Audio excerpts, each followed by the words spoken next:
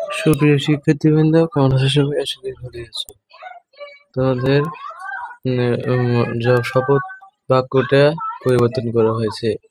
তো একটা ওয়েবসাইট যেটা বলেছে দেশের সব সরকারি ও বেসরকারি প্রাথমিক বিদ্যালয় এবং পিটিআই এর প্রাত্যহিক সমাবেশকালে জাতীয় সঙ্গীত পরিবেশনের পর নতুন শপথ বাক্য পাঠের সিদ্ধান্ত নেওয়া হয়েছে। মঙ্গলবার প্রাথমিক শিক্ষা অধিদপ্তরের এক আদেশে তথ্য জানা গেছে। আদেশে বলা হয়, সকল সরকারি ও বেসরকারি প্রাথমিক বিদ্যালয় এবং প্রাত্যহিক সমাবেশকালে জাতীয় সঙ্গীত পরিবেশনের পর সরকার নিম্নোক্ত শপথ বাক্য পাঠের সিদ্ধান্ত গ্রহণ করেছে। নতুন শপথ বাক্য: আমি শপথ করিতেছি যে মানুষের সেবায় সর্বদা নিজেকে নিয়োজিত রাখিব, দেশের প্রতি অনুগত থাকিব, দেশের একতা ও সংহতি বজায় রাখিবার জন্য সর্বদা সচেষ্ট থাকিব। হে মহান আল্লাহ বা মহান সৃষ্টিকর্তা, আমাকে শক্তি দিন, আমি যেন বাংলাদেশের সেবা করতে পারি এবং বাংলাদেশকে একটি শক্তিশালী ও আদর্শ রাষ্ট্র হিসেবে গড়িয়া তুলিতে পারি।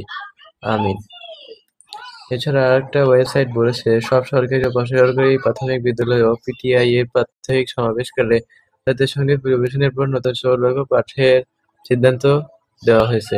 সোমবার প্রাথমিক ও গণশিক্ষা মন্ত্রণালয় দেশের প্রাথমিক শিক্ষা অধিদপ্তর নতুন শপথ বাক্য প্রতিষ্ঠানগুলোতে পাঠিয়েছে। এতে বলা হয়, সব সরকারি ও বেসরকারি প্রাথমিক বিদ্যালয় এবং পিটিআই এর প্রাত্যহিক সমাবেশকালে জাতীয় সঙ্গীত পরিবেশনের পর সরকার নিম্নোক্ত শপথ বাক্য পাঠের সিদ্ধান্ত গ্রহণ করেছে।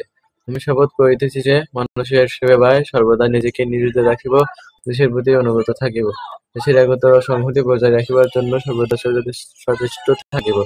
হে মহান আল্লাহ, মহান সৃষ্টিকর্তা, আমাকে শক্তি দিন, আমি যেন বাংলাদেশে সেবা করতে পারি এবং বাংলাদেশকে একটি শক্তিশালী ও আদর্শ রাষ্ট্র হিসেবে গড়িয়া তুলতে পারি। আমিন।